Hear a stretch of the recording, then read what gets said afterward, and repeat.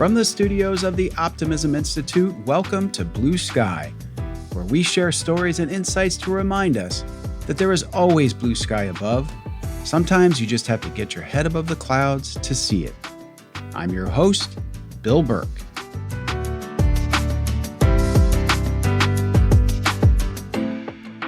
We all know that many, if not most of us, including yours truly, are spending too much time in front of screens.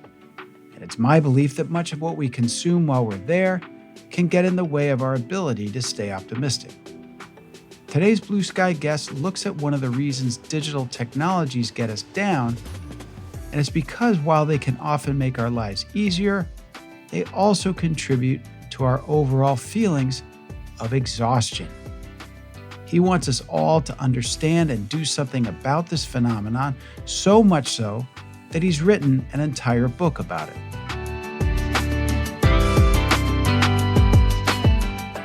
Paul Leonardi is the author of Digital Exhaustion, a book I read and really enjoyed. He's the department chair and Duca Family Professor of Technology Management at the University of California, Santa Barbara.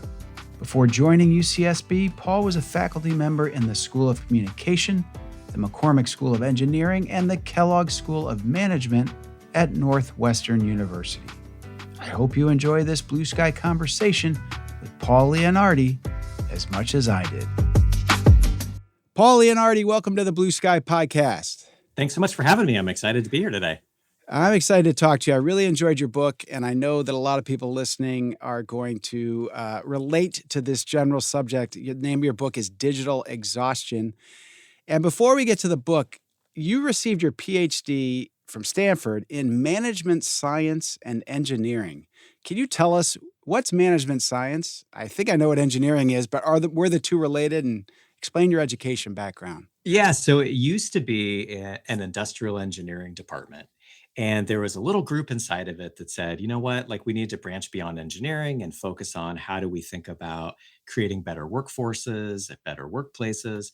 And so the group that I studied in was really an organizational behavior shop in an engineering department. And that's kind of just been emblematic of my background, trying to bridge like, what do we know about engineering with human behavior and making sure we're using tools the best way possible. Got it. So human behavior and using tools is cuts a very broad swath. What is it? And writing a book is very hard.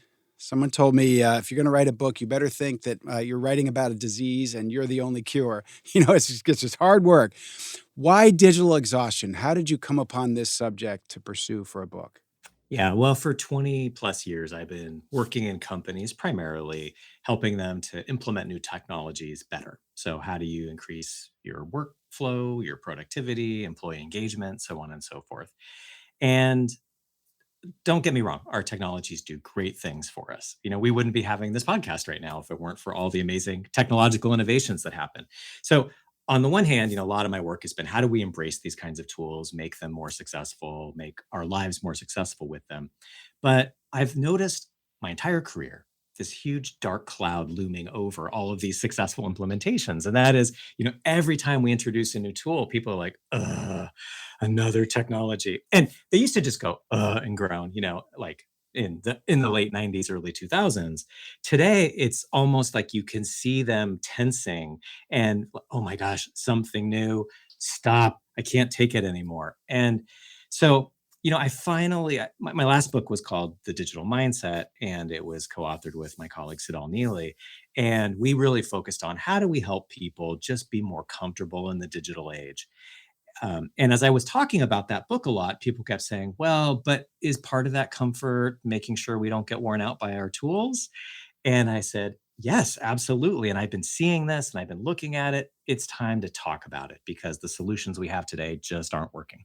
Great. Well, yes, you have picked an excellent subject. And I've read books about, quitting your cell phone, and I've read, Anxious Generation and No Phones in School. Where I found your book particularly helpful and different, frankly, was an emphasis on the exhaustion we feel simply from switching from platform to platform. And because of your background and what you've studied, it seems a lot of it's centered in the workplace.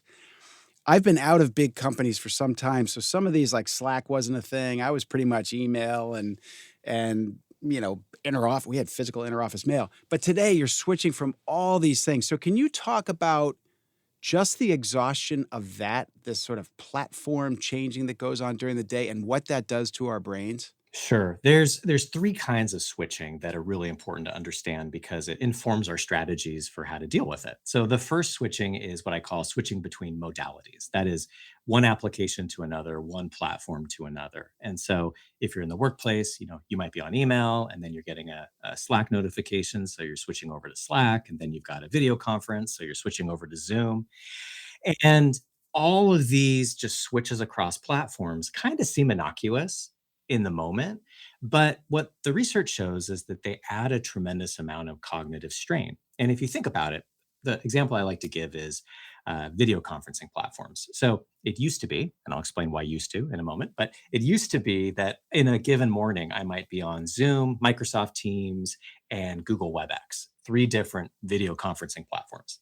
And I'd move from Zoom to Teams, and there'd be this oh no moment where I thought, I'm not quite sure I know how to share my screen. Where's the button for that?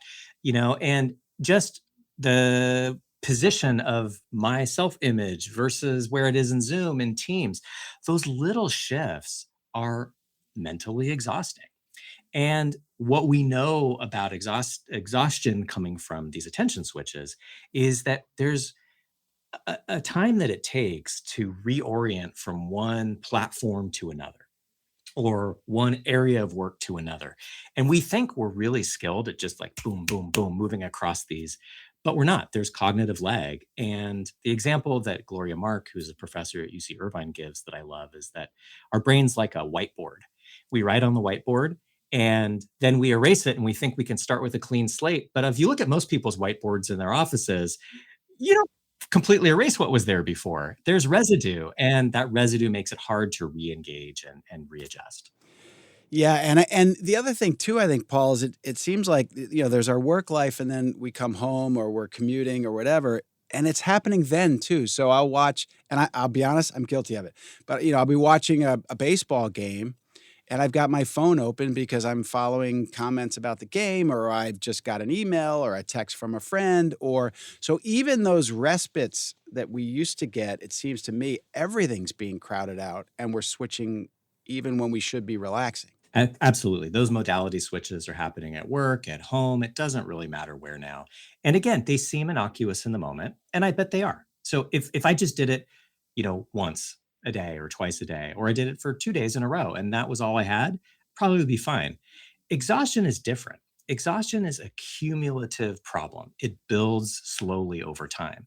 And so even though the little bit of energy that we expend switching between, uh, our text and our group chat with somebody seems minuscule at the moment, we do that enough times and it has this cumulative effect that really wears us out. So those are attention switches across modalities, but we also switch across what I call domains of work, where we're on this podcast right now, and right before that I was meeting with a PhD student and we were talking really in depth about his dissertation. That's a big switch to be thinking about this dissertation that's like very, very focused, the scientific product, and then moving to talk about this book.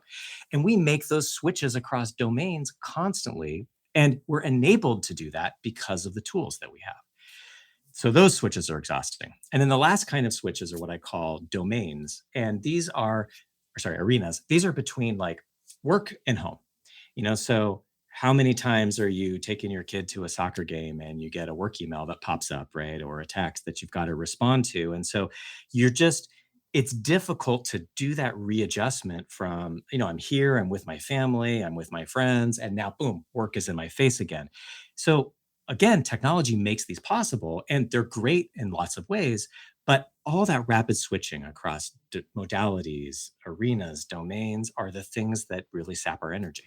And I'm glad you mentioned the sporting event example where you get the work email. Another thing you've described as exhausting is just simply the lack of control. When you feel like you have to answer a work email watching your kid's soccer game, it's exhausting, right? I mean, that's a different kind of exhaustion. It is. And it's not a technology problem per se, right? Because the technology, sure, we wouldn't have that problem if it weren't for the technology, but the technology is not the cause. The cause is that we have these kinds of expectations about constant availability and that people should be committed to work, that these messages come at times we can't predict. And it's those factors that are happening through our tools that are the real drivers of our exhaustion.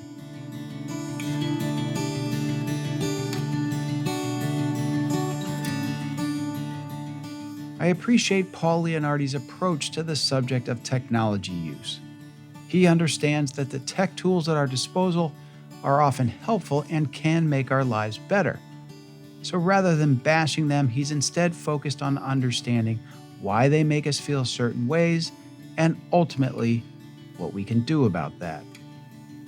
The three types of switching he describes are ones we all can relate to: those between modalities, domains of work, and arenas are all common in our lives, and hearing them described this way is very helpful. And I'm a huge believer in the idea that we need to manage expectations around technology. Let people know what we're hoping to expect from them, and vice versa. This could go a long way towards making our digital correspondence far less exhausting. And now, at the risk of exhausting you, dear listener, let's switch back to my conversation with Paul Leonardi. Some of my favorite research of yours was around the role that expectations play in all this. So you give some great examples of individuals in the workplace, and some who will batch their emails or texts and respond later, and then others who it's just constant. And when you ask them, why do you do it that way, a lot of it is about expectations. So the batcher might say, well, I try to manage people's expectations and I'm really going to be thoughtful. I'm not going to respond right away. And then this other guy's like, if I don't respond right away, they think I'm being ghosted. And so just talking about that is exhausting to me. I mean, in the Stone Ages, when I was working in bigger organizations, my goal was to respond to every email by the end of the day. And in doing that, I was a hero. I was very unusual. Now, if I don't respond in 20 seconds, I'm blowing somebody off. So can you talk about the role of expectations? And then maybe for people in organizations, are there ways we could manage expectations differently so maybe we're not bugging the person at the kids' soccer game? Or we talk about that because I thought that was a really interesting part of your book. Yeah, you described that all very well. Expectations are a huge issue that we have to contend with, especially when we're thinking about our response patterns to different kinds of communications that are happening. But it's not, of course, just the response patterns. It's from communication, but the expectations we have around data and how fast we could process data or return a report or things like that. So it's everywhere. Here's what we know. First, we tend to overestimate other people's sense of urgency when they're sending messages. So there's a lot of good research about this out there. And what that research demonstrates is, someone sends a message, we think, oh my gosh, they need this response right now. I need to drop everything and respond. And there's this hero symptom, right? Like you just described, that it feels good to respond right away and be that person that's super dependable and reliable. But we tend to overestimate how quickly people need replies from us. And that in itself wouldn't be so much of a problem, except there's another line of research that shows that we tend to entrain, as do others, on people's response patterns. So that means that if, let's say, you send me a note and I respond very quickly, then the likelihood is that the person I responded to is also going to respond quickly. And we get into this vicious cycle where we continue to almost one up each other in our quick response times when none of us need a fast response.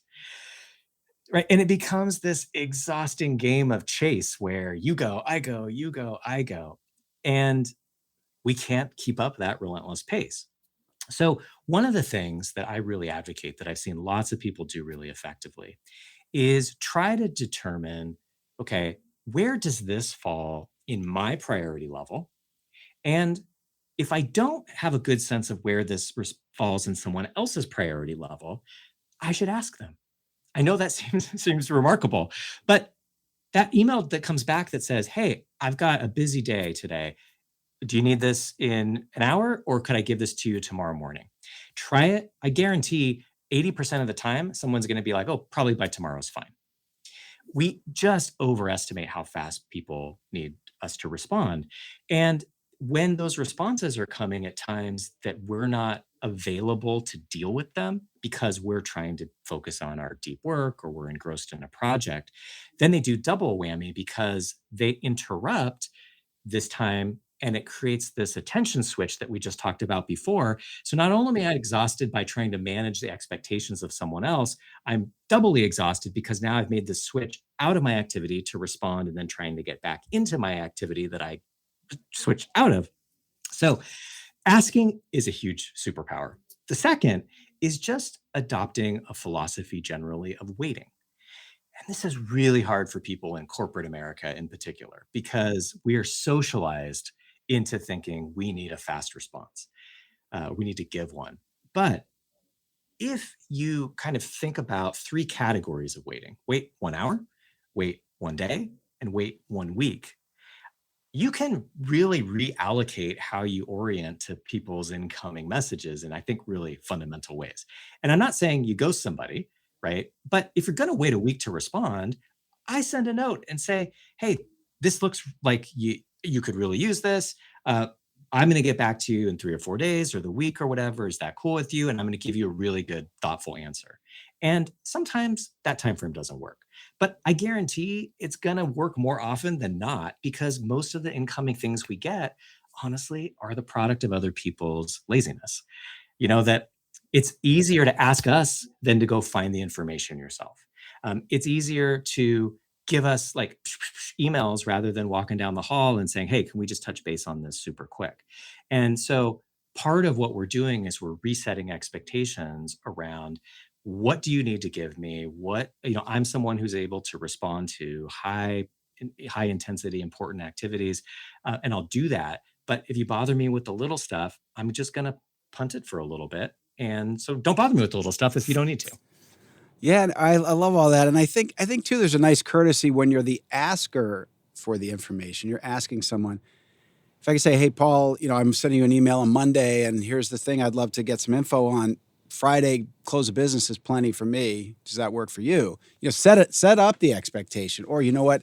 I hate to do this to you, but I really need it by 3:00 today. At least you set out that expectation. And the other thing I'd say is if someone's wondering about the power of a direct response, the out of office message when you're on vacation can be pretty powerful. Man, I look at it when I go on vacation. I do an out of office message, and that first day I'm gone, I get a bunch of emails, and then I get fewer the next day, and I get fewer the next day, and people realize not only am I out of the office, I'm actually living up to what I said that I'm not going to respond, and they drop way off, and people respect that. They get it, right? Yeah. And that's just a great experiment, because, a lot of people just don't believe the evidence, right? They don't believe that, no, they really need this from me. And that's why they've asked. And there's no other way to get it, right? We make ourselves more important than we really are.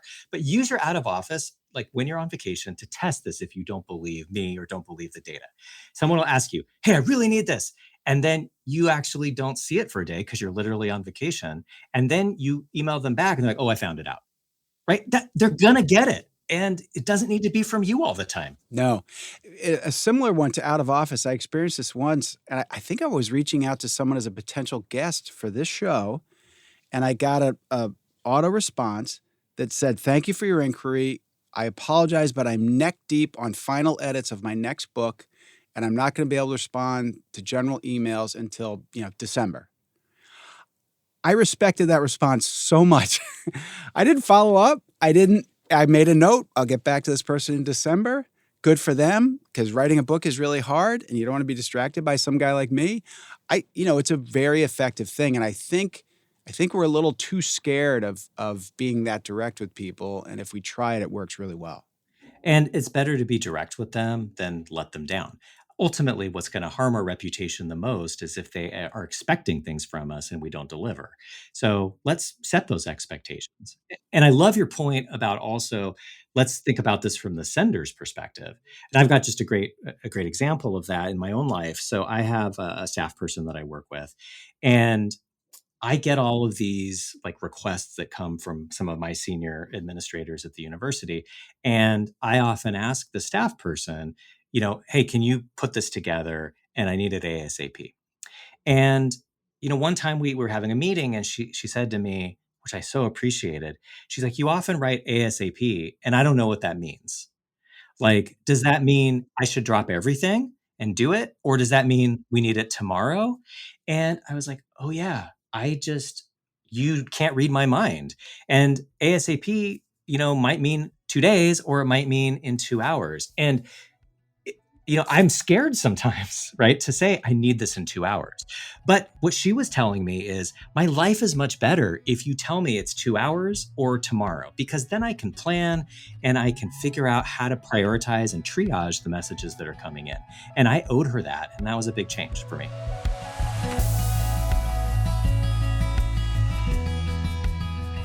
It rings true to me when Paul says that we overestimate people's sense of urgency when they reach out to us.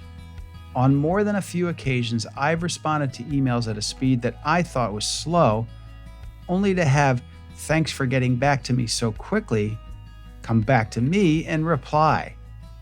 There's no doubt that we can create this vicious cycle of quick responses if we're not careful.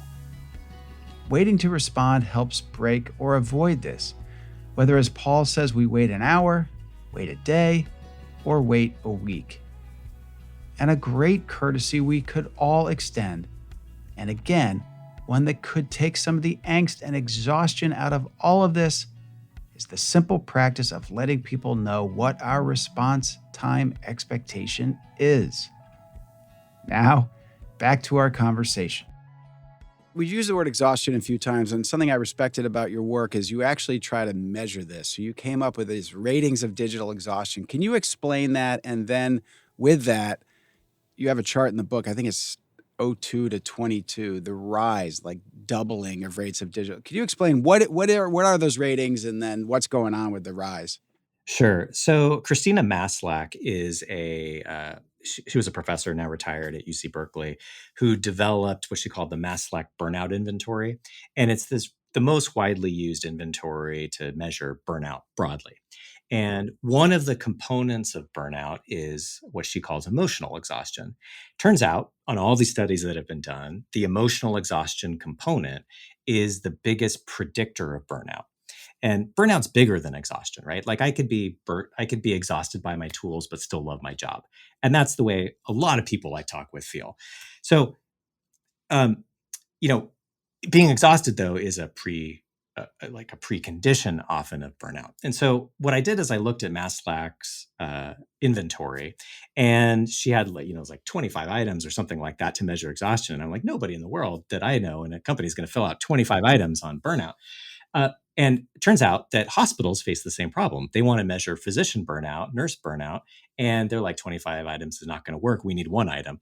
So there's all these studies that were done to craft this one item measure.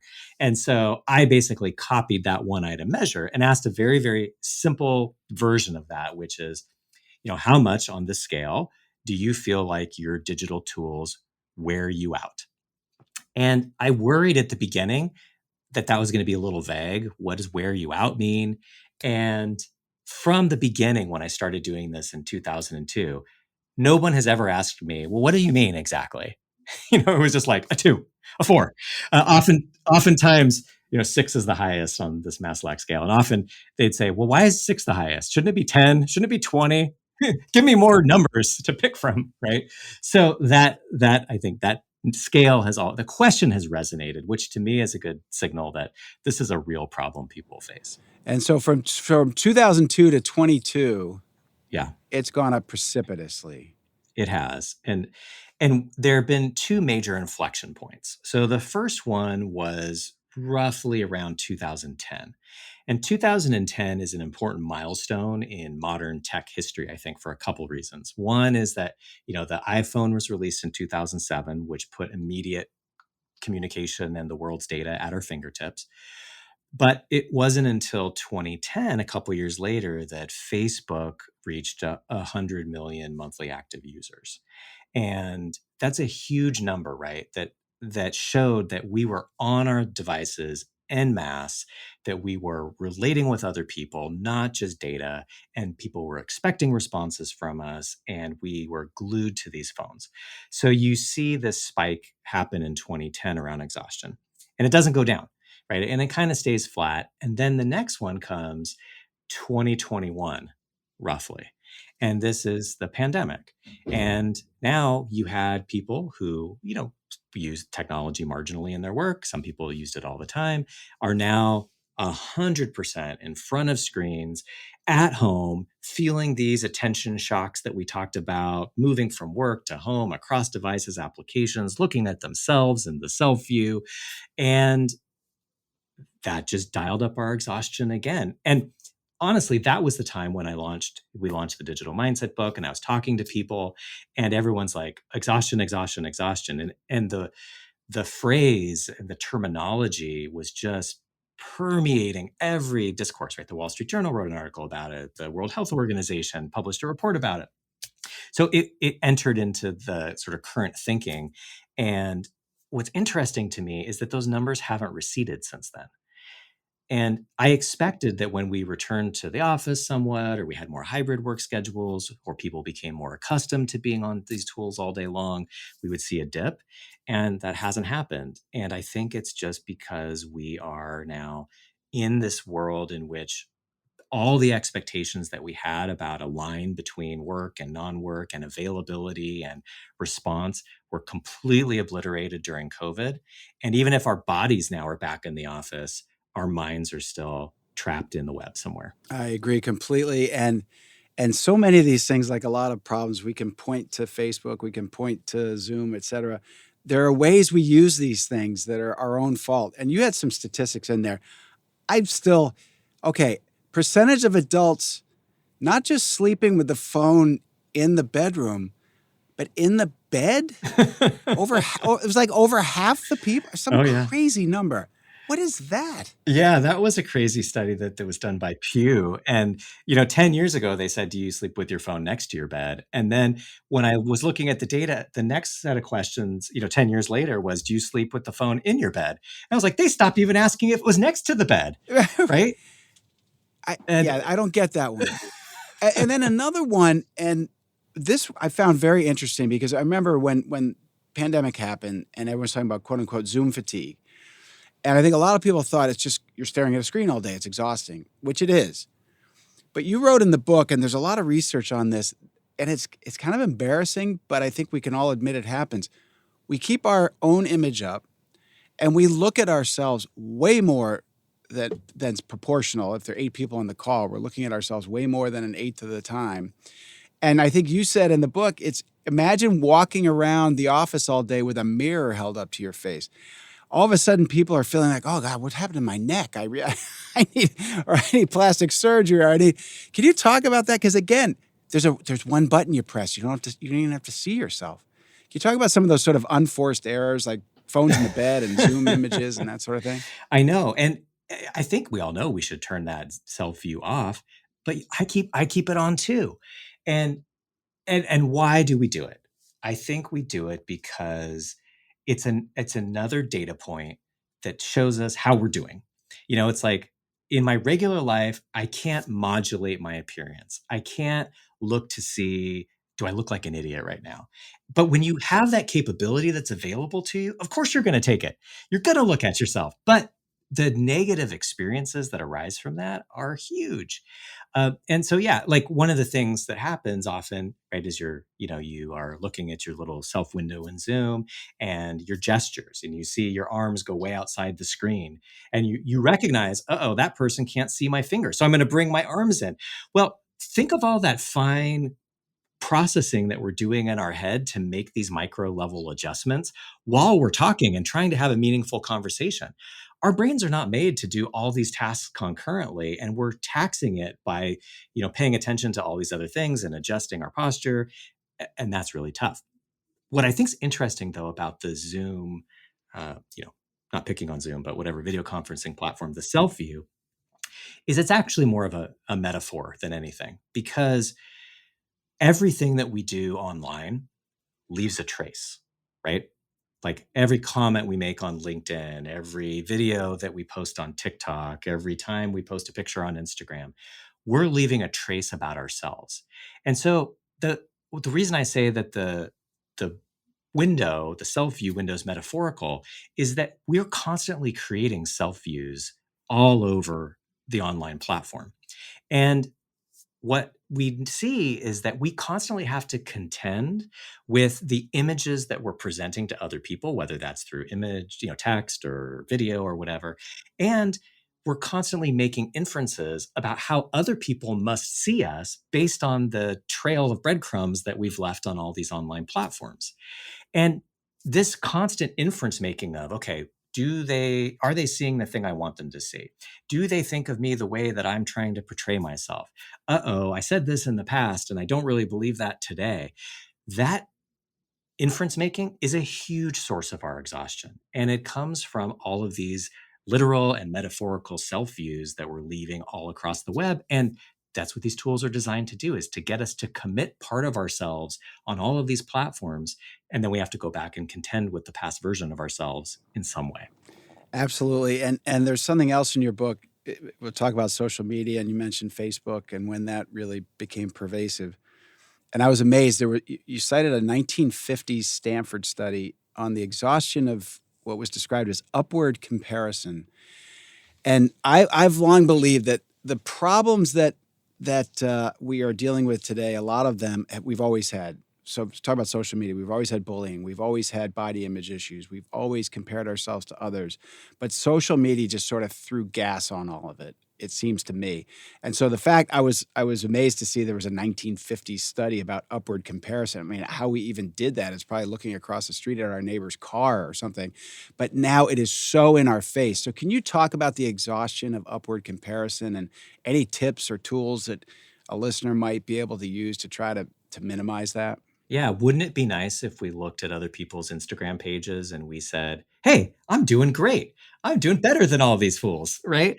But what that research has shown since Leon Festinger published these studies in the 50s was that's not how we tend to compare. We tend to look at people who we perceive are more affluent, doing better on whatever dimension we care about. And we compare ourselves to them. And it's in some ways an unrealistic set of comparisons because we're not those people. You could look at that positively to say, well, that drives goal-seeking behavior and it helps people not settle. But if we're constantly barraged with these images, again, they can be text, not just images, right? But sort of the metaphorical images of people's lives that are so tightly curated. We're not just making upward comparison, we're making comparison to an ideal that most of these people are not themselves living up to. And that's, again, one of the things that our digital tools allow us to do is curation. We can put on the things that we like. We can get rid of the things that we can't. And you can't do that in the same way when you're face to face with somebody. You look like how you look. There's no filter to remove 10 pounds. There's no, filter to remove the blotches. I can't edit out that terrible comment that I made in real time, but we can do those things. So we're creating these unrealistic sets of expectations that now we're comparing ourselves to. And AI is only going to make it worse, by the way, right? I was reading this article just this morning about, the rise of like the AI sex industry and about how, okay, well, now you can just sort of create this avatar of this perfect person that's perfect for you that may have never existed. Like just think of all the dysfunction that's going to be out there when people are trying to compare themselves to these unrealistic AI generated images. Oh, it's unbelievable. And someone said to me about social media, especially for young people, that I think is helpful, which is you're comparing your insides to their outsides, right? So you're feeling this angst and this worry, and then these people are putting on their best face.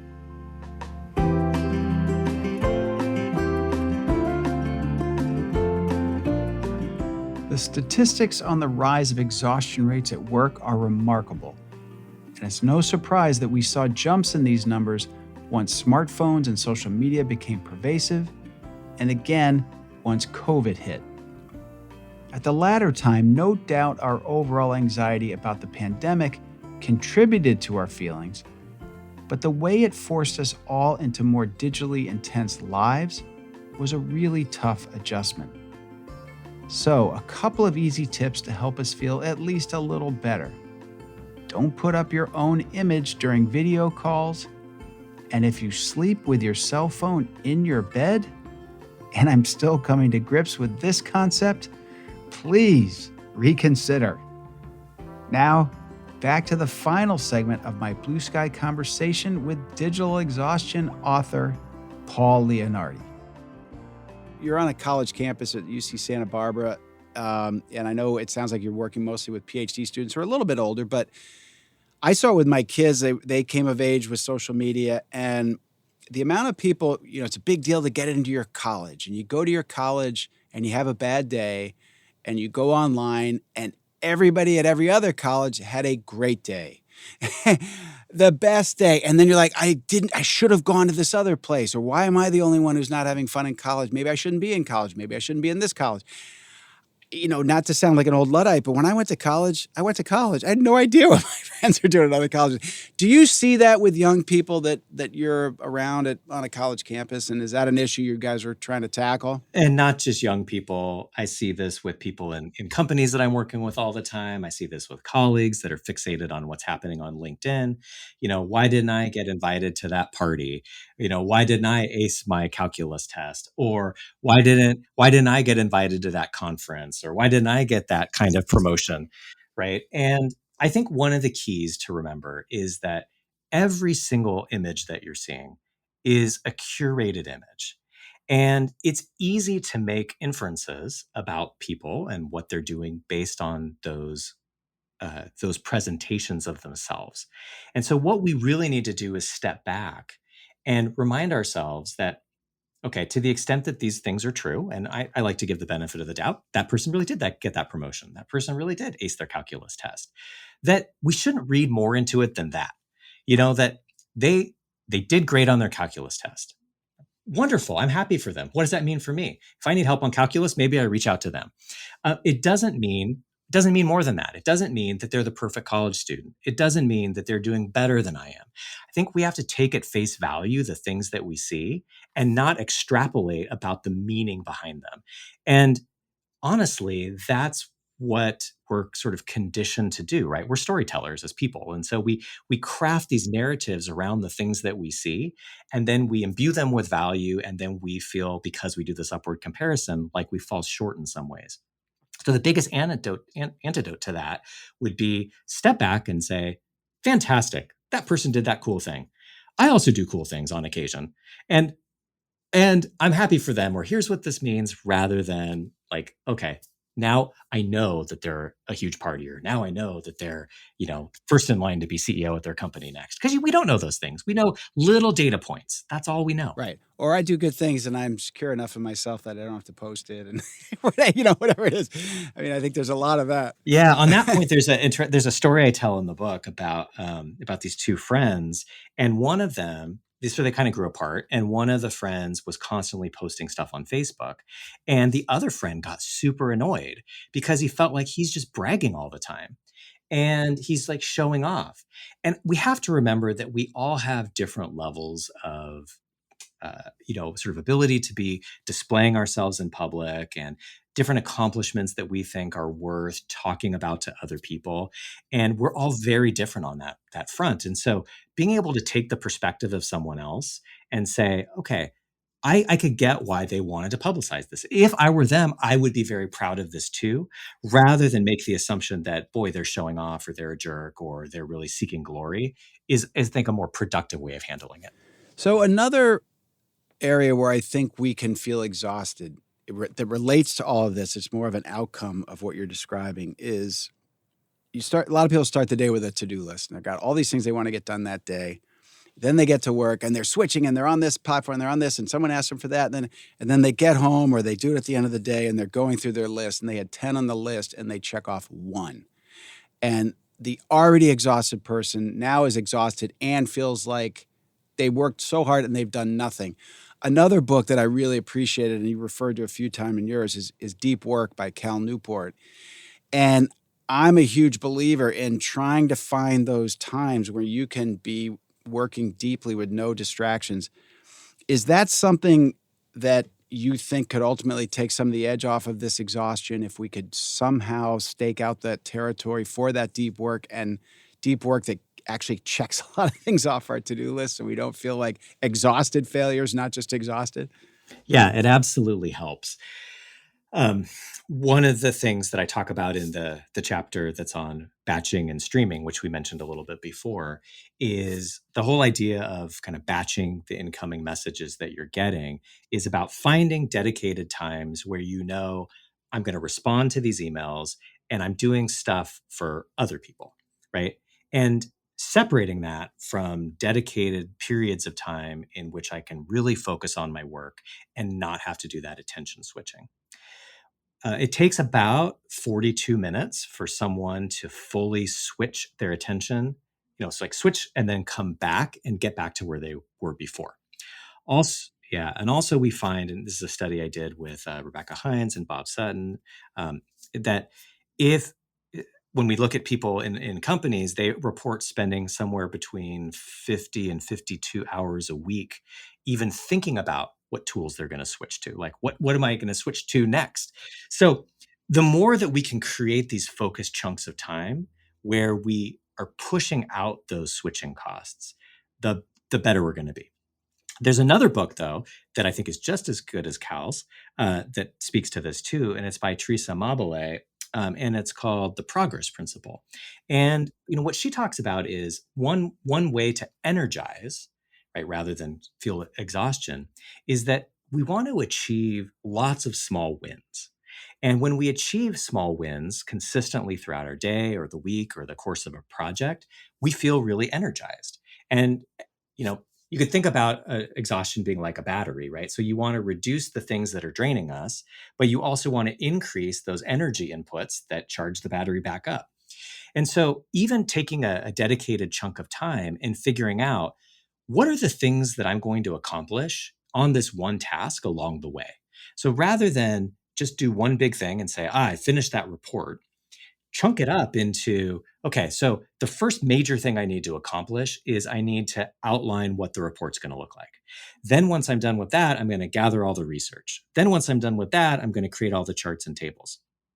Like if you divide it up that way and you allow yourself to create that win at each of those points, you build energy along the way. And so not only have you kept out the exhausting forces of switching, but you've recharge that battery by getting these small wins along the way. And I think that's a great way to get a 2-for-1. I love that. And maybe even one of the things on your to-do list is, disable Instagram for an hour. Yeah, sure. Check that off. That'd be a great idea. Right.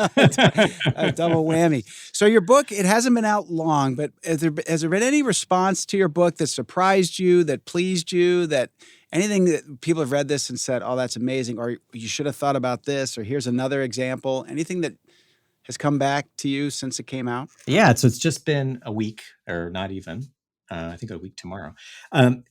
And one of the things that I've heard the most, which I'm pleased about, is the distinction between quit your tools, do a digital detox, and what this book has to say.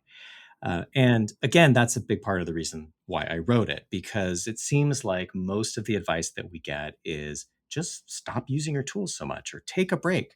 And that's not bad advice. It's just, unfortunately, in our day and age, not very sustainable advice.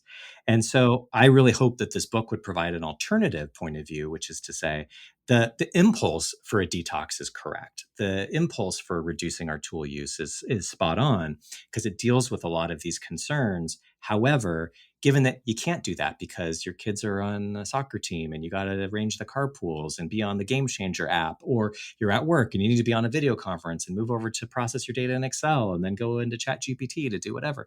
So if that's your world, how can we find space in that world to reclaim our energy and forestay the exhaustion? So I'm really happy that seems to be resonating. The one pushback piece I definitely get is about the waiting that we talked about. Like, really? Am I going to look like a jerk for doing that? That sounds nice, but it's totally impolite to people or it's ghosting them. And again, I'm not saying ignore people. I'm not saying don't give them the information they need, but let's just be a little measured in how we respond, what expectations we set, and don't let our interpretation of other people's expectations run our lives. I think that is fantastic advice. And my own experience with waiting is it pays off and people that get it after a while. So, Paul, you've done a great thing. You've put a great work out into the world. And I know people who read this are going to get a lot out of it. I did. So the book is Digital Exhaustion. Paul Leonardi, check it out. And I know you're busy, so thank you for taking this time to be on the show. I really appreciate it. My pleasure. This has been a lot of fun.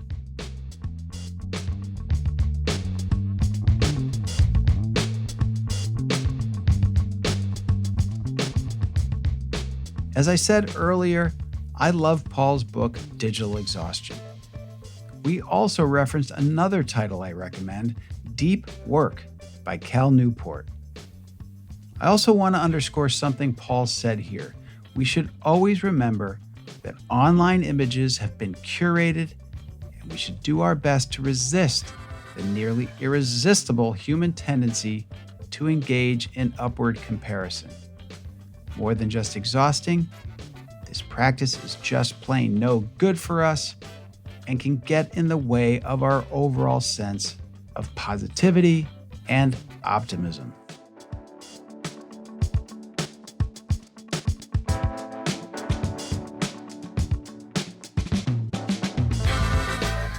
I hope you enjoyed this Blue Sky conversation with Paul Leonardi. Before you go, we'd appreciate you leaving us a rating or review. And to be sure you don't miss any future episodes, subscribe to this podcast and follow the Optimism Institute on social media. All Blue Sky episodes are made possible by the incredible editing and mixing done by the team at Sound On, Sound Off. Learn more about their work at soundonsoundoff.com. All graphic design and cover art for Blue Sky and the Optimism Institute are provided by Crush Graphics. That's Crush with a K, if you'd like to check out more of their fantastic work at crushgraphics.com.